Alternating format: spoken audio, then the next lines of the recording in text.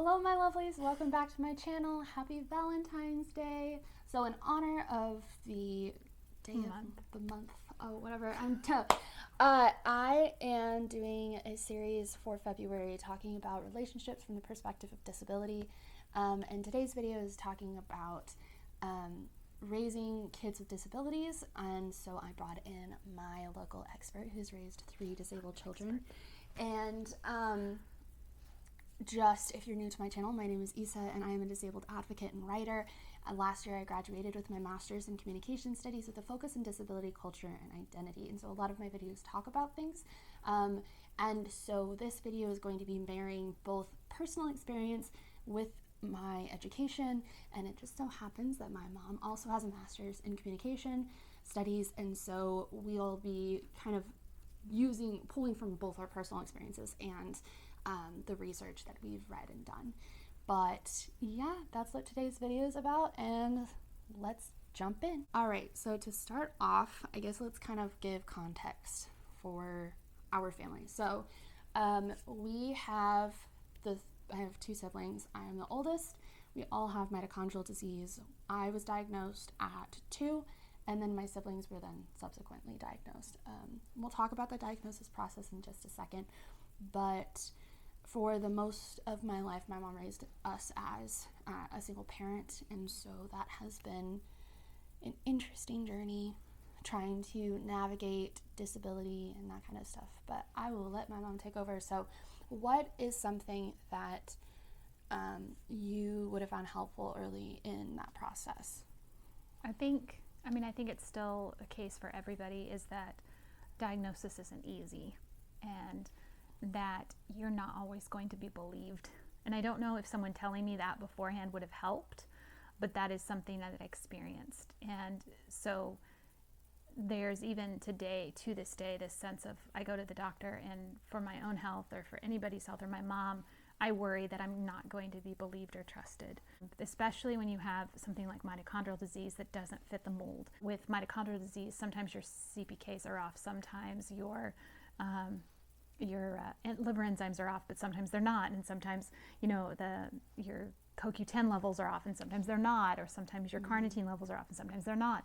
And so trying to find like a lab test that adamantly says this is what it is very difficult. And so from the parent perspective, and with a lot of sensationalizing of Munchausen syndrome by proxy, where the parent is making the child sick for attention, it becomes that you're even less believed than otherwise. That's something, even after we got the diagnosis, that has carried on that disbelief. Even with the diagnosis. I thought once we got the diagnosis that then now everybody would believe us. And I found out at one point that even though I had the diagnosis, there was physicians who were expressing doubt on medical records and doubt in other places that we were telling the truth, and that we had one physician who called our geneticist, who was at the time one of the top in the world, that we just were lucky enough to be assigned to, called him a fraud because he didn't believe that you actually were sick. I think it's really important, as much as you may not be believed as a parent, it is incredibly important that you believe your child. When they talk about symptoms, there's not language to talk about pain, to talk about, other types of symptoms. You kind of have to figure it out along the way, but it's also about establishing a really good communication with your kid, because if you brush them off, or if you kind of, say, whatever, and don't try to understand what they're experiencing, you could be missing really big symptoms, and you also are setting them up to not be able to believe themselves when they try to advocate for themselves with the doctor. So she had a feeding tube that needed replaced. That's something you do at home. It's really simple and easy. I replaced it, I put it in, and no problem, seemingly. And then as soon as I tried to put formula through it, she screamed in agony. So I took the tube out, tried to replace it again, screamed in agony. And so I didn't know what I had done, and I took her to the emergency room. What we found out was I had developed an infection in my stoma, and the emergency room didn't listen. They thought I was constipated. I went there 3 times over the course of 24 hours, I think. Yeah, and then they took an x-ray, and they put contrast dye through the x-ray and showed me the x-ray and how it proved that the tube was in the right place because they showed me the x-ray. But this is a case where you kept complaining that something was wrong, and it's still one of the worst pains I've ever, like, I was terrified. Because yeah, and they told us, basically they said, do not come back to the ER because there is nothing wrong. Just go see your regular physician. So I took her to, that was in Fort Worth. Yeah. But since Fort Worth wasn't giving us the answers, I got us an appointment in Dallas and took her to Dallas. I showed them the x-rays that had been taken in Fort Worth, and they actually used the x-ray to show me, the same x-ray had been used in Fort Worth to show me I was a fool and this was wrong and she really didn't have anything wrong with her. They used the exact same x-ray to show proof that there was something wrong. And what had happened is when I had put the tube in, it had not gone into her stomach. It had said, the balloon had said, it was just too small. It was too small. We didn't realize she had grown to change the size, and the tube was actually, the balloon was sitting on the outside of her stomach. So the reason she was screaming every time we fed her is because instead of the food going into her stomach, it was actually going into her intestinal lining and going on the outside. So what they had showed me where the contrast was going in the stomach, he said if it had been actually in the stomach, it would have been a straight shot. But because what it was doing is it was like slowly, you could see on the x-ray how it had gone to the outside. And as soon as they fixed that, then you were fine. But that was one of the cases where it reminded me not to give up because I'd wanted to so badly. We've also had stuff happen with Jay, my youngest sibling, that they didn't understand their stomach pains, and so whenever they would eat, they would scream. I cannot even describe this scream. I'm hungry, I'm hungry, I'm hungry. And we're like, here's food. But it took trying to communicate, trying to figure out what was actually going on, because that's the only language that they had at the time to describe the stomach pain. And it was something completely else going on. And people were, we were on public, people would think that it was a behavior issue because there was a whole bunch of family stuff going on at the time. And it was just, again, one of those really important things that you have those discussions with your child, even when they don't have the language to describe it, that you give them the opportunity to really think about how things are affecting their body, and to think about, emotions affect the way that you experience the world and will change things. And that's okay. It is okay for a child to have these really big emotions, especially when it comes to pain and it comes to uncertainty. Like, fear changes things. But giving your child the opportunity and space to talk about that makes such a big difference on getting them the care that they need as a child, but also as they're developing and being able to advocate for themselves as they get older. It's hard to find that balance because you have to learn where you as a parent have to advocate for your child because that's your job, but then at the same time you want them to be able to advocate for themselves, because once they turn 18, it's a cold shut off. Once she turned 18, I had no access to her medical records anymore. Some of the physicians at her children's hospital would still see her, some wouldn't.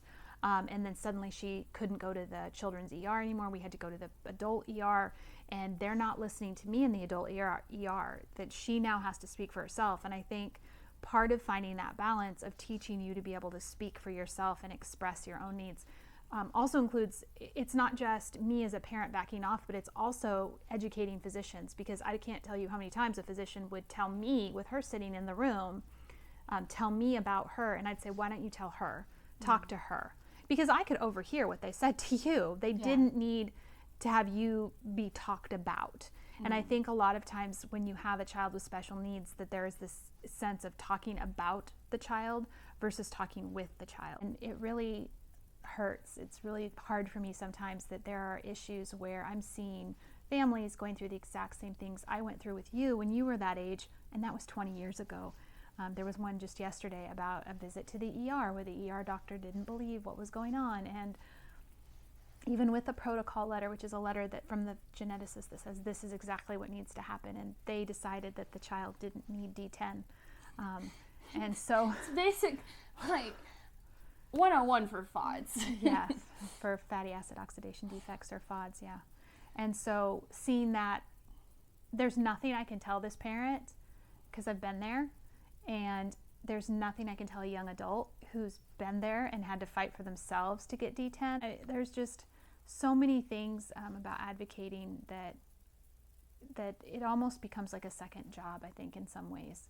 advocating for yourself. And then when I became a single parent, that added a whole another level of dynamic, because suddenly my support system, which was your dad, was not supportive anymore. And there were times when there was doubt about whether or not you really were sick, and challenging to that.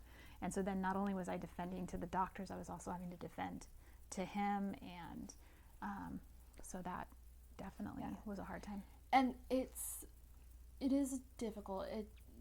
This is the thing, and this is something I want to get across in this video, is that having kids with disabilities is very difficult. However, I think the number one thing, and this is a case of being disabled, and I firmly believe this, is that the most difficult thing about being disabled most of the time is the ableism, it's the disbelief, it is the constant advocacy, it's the inaccessibility, it is the way that the world treats you rather than the disabled experience itself. Because if you have your needs met as a disabled person, you may still experience chronic pain, you may still experience really scary health incidents, but that experience is entirely different if you can have someone believe you and go, I'm going to help you through this process. So we do a lot of things, I think, or we parents, society has done a lot of things to advocate, which has made things better, but then new problems have happened. Yeah.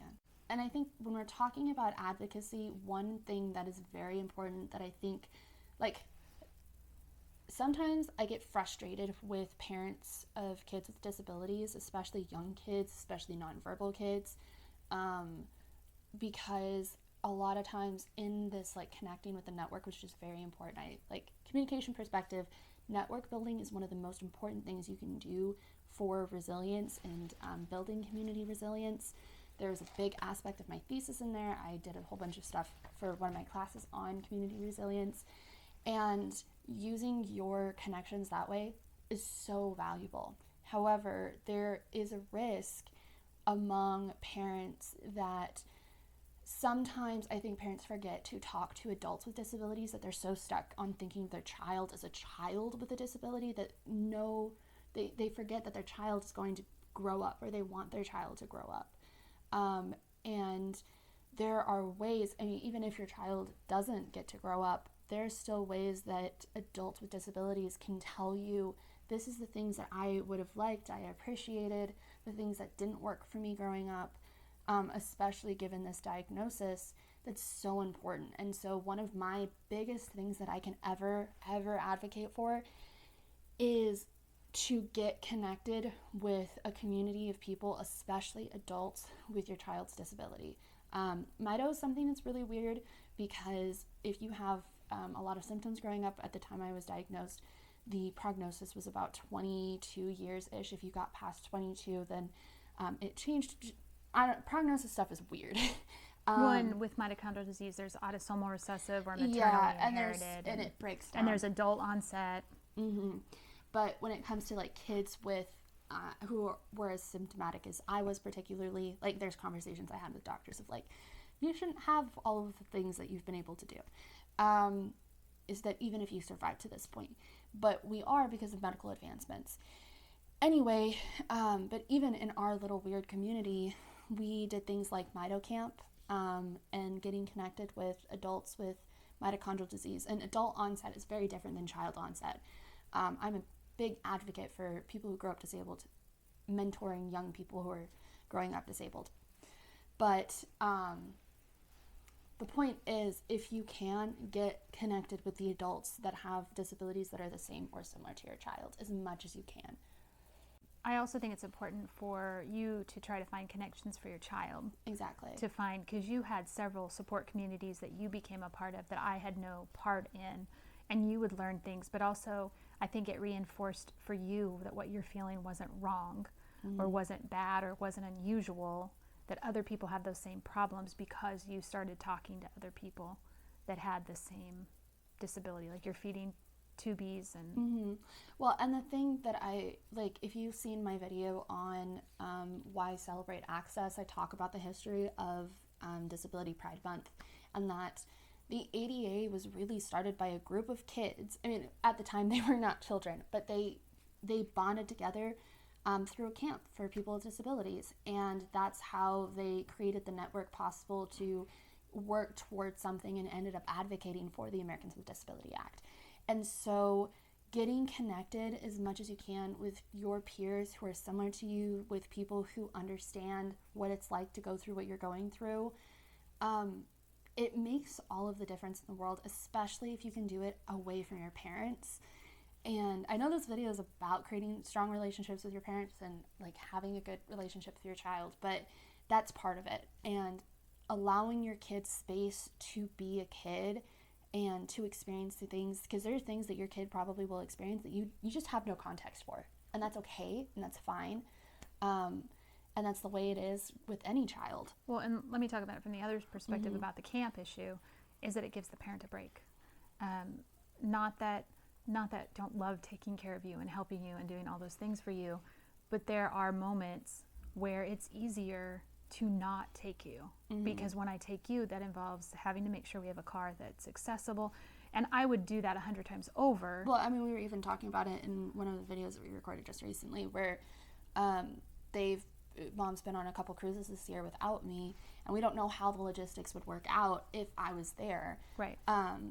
Because things are just a little bit easier because of the inaccessibility. It's not because of me, and that's something that as a parent, you, with a young child, I think with an adult it's a little bit different, but with a young child it's really important that you, when you get frustrated, you are focusing your frustration on the inaccessibility and not your child, because your child will likely internalize it regardless, and that you have conversations with them and you clearly show that your frustration is with the inaccessibility and not the child. And that's hard. I think that's hard sometimes because you're just frustrated. Also, I think when you have multiple children, because even though all three of you had the same disability, it manifested differently in all three of you. Yeah. And I know I consider myself actually lucky sometimes that I had 3 children with a disability versus having 1 child with a disability and 2 not. And I have a lot of people who say, oh, I don't know how you did it with 3. It was easier with 3. Because that was all I knew, and I didn't have to worry about it as much. But I remember one moment in particular, we were at Epcot, and we did not have the ability to bring multiple chairs, and so y'all were sharing the power chair we had. And because you're the most affected, you'd used it the most. And I remember Beck crying out as we're walking across the bridge in Epcot, I have mitochondrial disease too. And because she was struggling, and I did not have the stamina to be able to handle all 3 of you, because at the time we only had 1 scooter. I think only 1 was working, or we let Grandma use the other one or something. Yeah, we only had 2 at the time, and I think it might have been we only chose to bring 2 because we drove.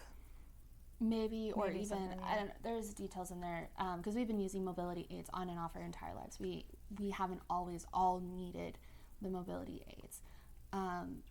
But yeah, with siblings, and I'm going to talk about this when I talk with my sister, but it's also really important understanding, like having conversations with each of your children about how their disability is affecting them, because like one thing that is interesting with Beck and I is that Beck was diagnosed with ADHD and depression really young, and I had all the physical problems, and so growing up, typically I would help take care of Beck when she was having meltdowns and all of these things. Which was bad when we went to camps. Yeah, because then I would get pulled over if there's a blood. Which I didn't know about. Yeah, but anyway, the point is that I think because Beck had this like very clear mental health, learning disability stuff, that when it came to my own mental health, we weren't as aware of it because I had all these physical problems, and we focused on Beck's mental problems. And so now as adults, something that Beck and I have had to work on, particularly in our relationship, is not having that, like, you don't know what it's like to have X, Y, and Z, or because you don't have this or you don't have that, and that we both experience symptoms, and they're different symptoms.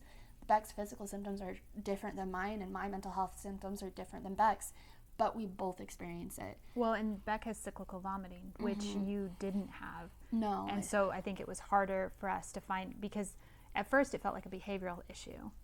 But then we found out that she was getting migraines associated with it, and so then we found out that it was cyclical vomiting, and which is common with mitochondrial disease, but we didn't put 2 and 2 together because that wasn't where Becca's problems were.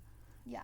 That, yours were very straightforward from the beginning, that you Beck's had these was more issues. Like low muscle tone, and just like the symptoms were less And she didn't physically have the obvious. blood sugar. She had some blood sugar issues, but not to the severity that you and Jay had it. Yeah, and so it created a really weird dynamic with two kids with the same condition but very different presentations.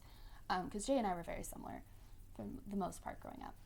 But I think all of this goes back to something I wanted to talk about, and I'm hoping to talk about throughout the series a lot, is that making sure you balance the sense of autonomy, the sense of community and support. And this is a concept in communication that we talk about, and that in every person, in all of your relationships, you want to find that balance between individuality and community. You have tensions that are competing against each other, and they're each pulling because you can't satisfy both of them at the same time. Exactly. And so when you add disability as an element in there, it gets really difficult because you do need support. You do need, and you do need people to help you. Like, my sister has helped wash my hair when I can't, and she's helped me bathe, and she's helped me do all these things that are very, very intimate that other siblings haven't. Like, some of the things that we have done for each other, I don't think non-disabled siblings have any context for whatsoever. And so trying to find ways to be seen as an individual and have autonomy and make your own decisions, it means that when you are given that chance, or when you can give your child the chance to make a decision for themselves, you really don't overlook that. You don't make that decision for them. You want to reinforce it. And I want to say, I think it's hard with disability in some ways because there were times when you couldn't make the decision. So, like, because of the hypoglycemia, eating was not an option. Yeah. And so there would be times when y'all wouldn't want to eat, but that's not an option because if you don't eat, you end up in the hospital. We had that happen once where you didn't want to eat dinner. I said fine, and you didn't eat dinner, and your blood sugar crashed out. We couldn't get it back up, and you ended up hospitalized. Yeah. So after that, I was like, okay, there's no other option. I've got to make her eat. And so then eating became a struggle, and then, causes food issues and all of that because, you're trying to find that balance because I want, and I've had this discussion with your siblings a lot, especially our living situation is that, yes, we all live together, but it's more like roommates versus it's supposed to be more than parent living because we all moved into this house when we all were adults. We bought this house together kind of thing.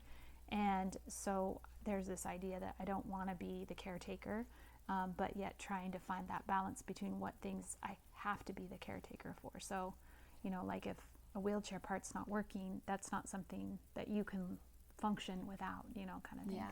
But when we're looking at, like, especially raising disabled kids, I think it's very important that you teach your child ways to see their own independence. And I think that especially, like, having a progressive disability and not knowing what my disability looked like, I try to think about what my future could be so I would be prepared.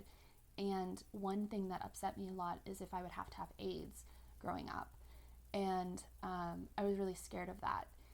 But there was a video or something, I can't remember, I saw when I was around 18, and it really shifted the way I thought about it, is that even if you have someone moving your head, moving your hands, shifting your body for you, bathing you, as long as you're able to tell them how to do that, you are still independent in that way.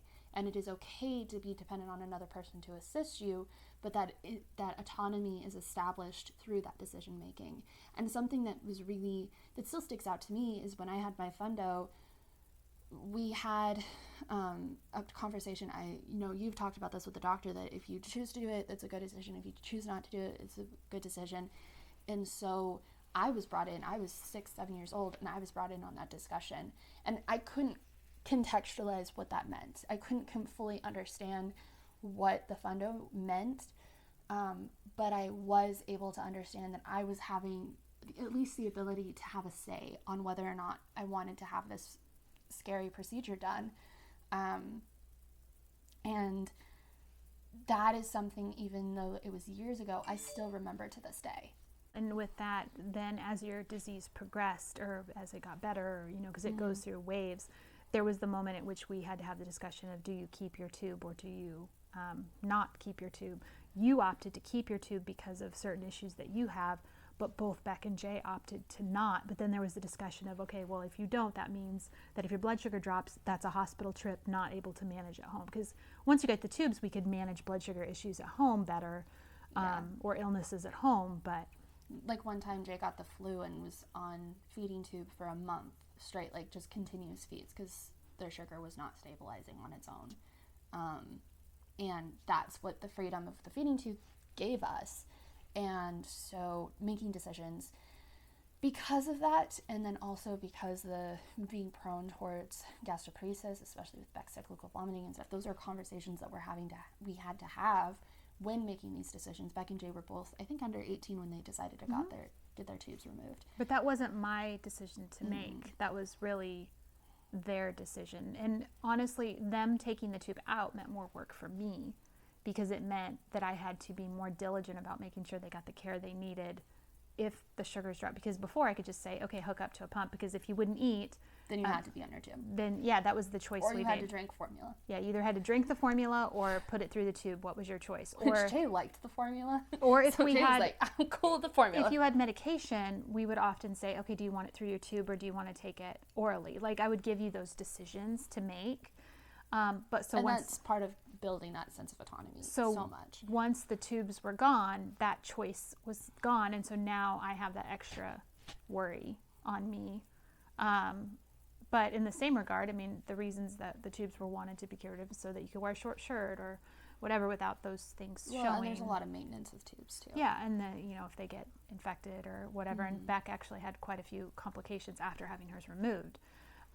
So, those were things, but that's why it wasn't my decision. It was, your bodies, you have to make the decision. But it's hard to find that balance as a parent of where do my decisions end and where do your decisions begin, because you have to decide what's right for you. And so presenting those factors and those options in a clear way, but in an understandable way. Not that I'm saying that your child needs to make every decision, and if they say they don't want something, if it's necessary and they have to have it, then you have to make it happen. Because, there are times when medical procedures that you guys didn't want, for granulation tissue around the tubes, had to be burned around using a granulation thing. And we had to be held down for those. Yeah, but it had to be done, otherwise you'd get infections. So those weren't optional experiences. But what was optional is some of the decisions that we were given was like, would you like to do it yourself? And mom would guide us through that process in order to give us that little bit of sense of control. Because if it got so bad we had to go and get it done as a procedure versus we could try to do it at home and control it ourselves. And so that is what I mean by giving your child a sense of autonomy and giving them that decision of allowing them to decide how things are going to be done, even if they can't decide if it's going to happen. Building disability pride in your child is so important, and I think both sides of it, I think every family can benefit from it, and really, really working on your internalized ableism.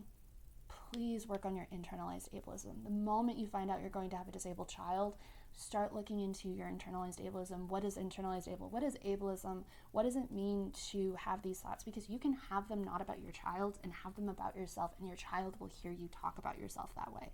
And we've had conversations about this before too. And making sure that you are very conscious about the way that you talk about disability, and you talk about things that you don't even consider a disability, but you consider inconvenient. I've been around family friends who are from non-disabled families, and they'll make comments about other people that in their minds, it's like, it's not a disability thing. It has nothing to do with Issa, and it has everything to do with me because it is so similar to my experience, and they don't even realize it. And so it is so important that you deal with your internalized ableism, that you get your child connected with other people to build disability pride, to teach them about people like them. And that you celebrate some of the things that you can do. Like, we talked about, getting to choose the medicine orally or whatever. There were times when other kids would be taking medicine and they'd be like, whatever. And I'd be like, you guys don't have to do that. Like, finding little things to celebrate, because disability is not wrong. It's not bad. It's not that you're not as good as anybody else. It's finding that idea that you just do things differently than other people, and that is okay. And in some ways, it's better. I really think that your disability shaped who you are as a scholar. Oh, yeah. And I think even in some ways, it's shaped who I am as a scholar. having to deal with all of that. So trying to see things through the eye that, you know, it's not a bad thing. And I think to summarize, I did a video on this, but really, if you've never heard of disability pride before, I think the best way to summarize it, in my mind, is it is antithetical to shame. And that so much of the world tries to make us ashamed of our bodies that don't do the things that other people can do, make us ashamed that we need help or support. Like hiding your chairs and your pictures, or hiding your feeding tubes so nobody sees them. I mean, even me as a parent, though, sometimes I'll be like, oh, Issa, when you're doing your video, I'm like, oh, your tube's showing. Like, it's that sense of whatever. And then I'm like, wait a minute, it's okay. It's part of who she is. It's perfectly okay. And so pride is about recognizing that shame and saying, I'm not going to be ashamed of it, and about dismantling it. And it also is going, there's so many people in this world who have fought for me to have the resources and the things that I have. Like, I am adamant I would not have been able to go to the school that I went to had it not been for the ADA.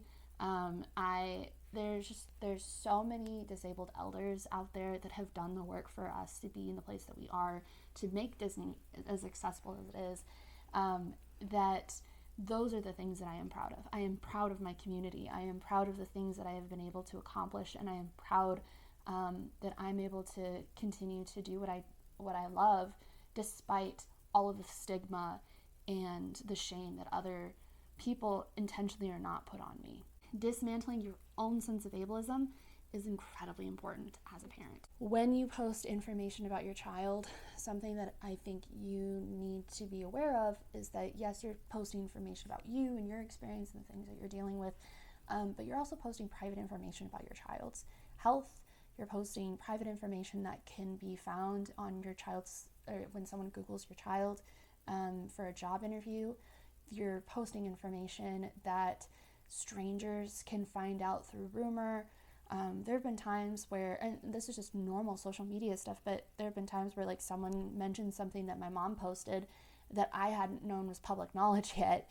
And so it's just, and that, you know, that's normal. But when it comes to things like very private medical things, when you talk about, like, my family, we, because of low muscle tone and stuff, one of us had bedwetting for a really long time.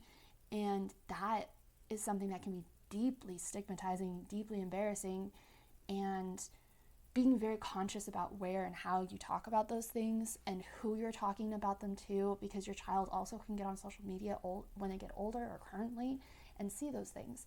So if you're going on social media crying about how awful it is to raise a child with a disability, your kid can find that. And so just be very conscious of who you're talking to. And I think, again, mental health resources, therapists, if you can get into a therapist, especially a therapist who is geared towards disability, if you can find a therapist who can support you through that process, is really important. Finding a support system is invaluable. Just be conscious of where and how you're talking about things, especially on social media. And again, if you have adults with disabilities, I think that, to being able to talk to an adult, how did you experience this? What did you do? What can I do for my kid going through this experience right now? Or maybe even if you have the right relationship, can you talk to my child about this? Because, you have a parent who has a period and they talk to their child who's going to have a period. There's a very specific relationship and bond through that process, because you're both going through something that is kind of a right of that, experience. And when you add an extra element, finding ways to connect with someone similar to you and know that you're not alone. And it's not just your peers, and it's not just a whole bunch of teenagers trying to help each other out, which is very valuable, but having these adult mentors really makes a difference. Well, and I think for you particularly, that was hard, because your disease, there weren't a lot of adults that were living to adulthood. There were adult onset, people who'd gotten the disease at adult, but children who'd lived long enough into adulthood, there weren't as many. Or there were ones where within the fatty acid oxidation defect community where they didn't find out, they had it their whole life. They look back and they can see where, oh my gosh, this is where this was a problem, but they didn't know till adulthood. So finding children that had known from a young age and lived their whole life with this disability was very difficult. Now it's not so much, because there's a lot of people your generation. And I think one thing that my generation is particularly passionate about is helping younger people. I mean, that's why my channel exists. I don't do a lot of content geared towards younger audiences, but this channel is created to kind of hopefully provide information and perspectives to myself when I wanted that, when I was 18 and beyond. But yeah, and thank you for letting me come on. And I was kind of worried, I'm gonna be honest, like that you're gonna come in and you'd be like, well, this is what you did wrong, this is what you did wrong. I mean, I think there's definitely things that we could have changed and grown, but there's also information access, and I think that's the biggest thing. And having honest perspective from both the parent and the child is really important. So if you have any questions, feel free to leave them down below. If you like this type of content, like and subscribe. I'm very excited to talk about all the different relationships this month. I think next week we're going to talk about dating, and then we'll go back to like friendships, and I'm going to have a conversation with my sister and stuff. So have a wonderful day, and there's like a way that people are doing their hearts down for, is it like that? I'm going to just do it like this. Happy Valentine's Day. Bye.